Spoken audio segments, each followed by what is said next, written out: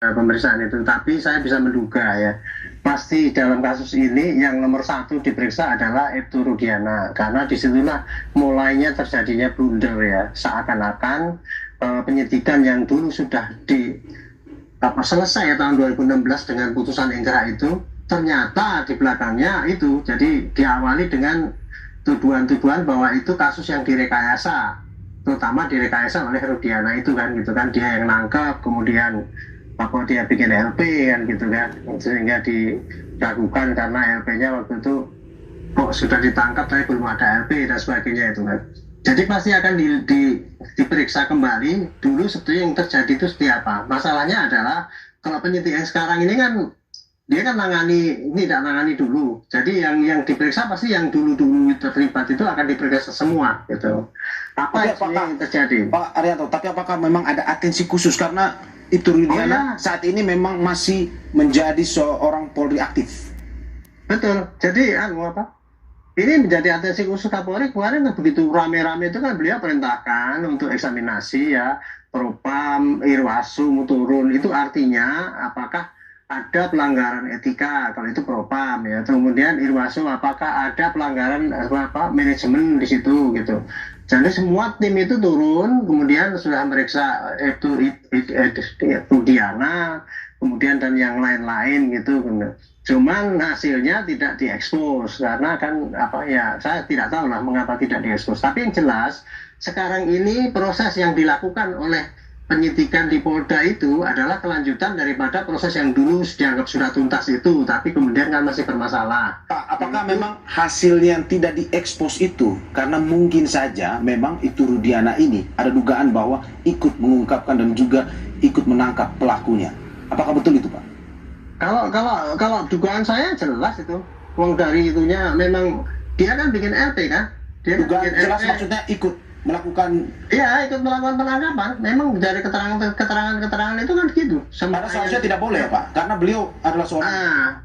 Kalau masalah itu, kalau saya pernah mendebat ya gitu. Apakah Kasat Narkoba boleh nangkep itu urusan itu ya, urusan pidana umum? Itu nggak hitam putih seperti itu. Karena polisi itu ya kadang-kadang demi kecepatan gitu ya. Misalkan habis terjadi suatu kejadian gitu ya, dalam rangka pengejaran biasa siapapun yang ada langsung dia ngejar gitu. Nah, kemudian kelengkapannya dilengkapi kemudian gitu. Nah, kalau menurut saya di sini ini yang perlu didalami apakah memang benar karena si Eki-nya itu meninggal, anaknya itu meninggal, kemudian Pak Rudiana itu dengan mungkin marah gitu ya, sehingga dia menangani itu ya sampai selesai.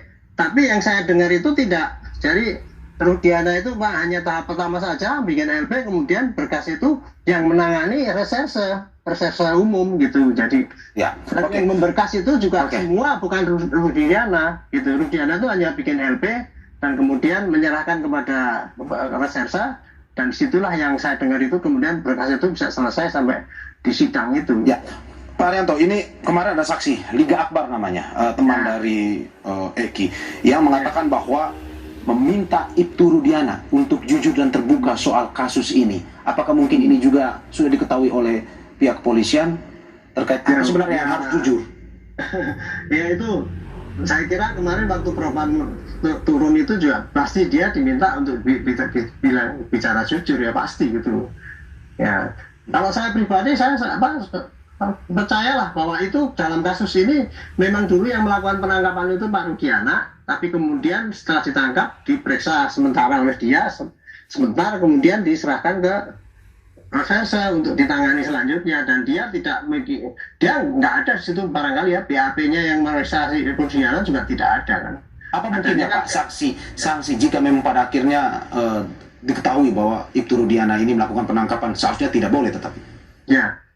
Kalau saya gini, kalau Rudiana itu kemudian melakukan penangkapan, kemudian ngebukin dan sebagainya, dan kemudian merekayasa kasus supaya mereka ngaku seperti ini itu, itu sudah jelas pasti melanggar kode etik ya. Tetapi kalau dia waktu itu menangkap karena demi kecepatan dan kemudian setelah ditangkap kemudian diserahkan pada reserse yang menangani, itu menurut saya bukan pelanggaran yang sangat kode etik itu.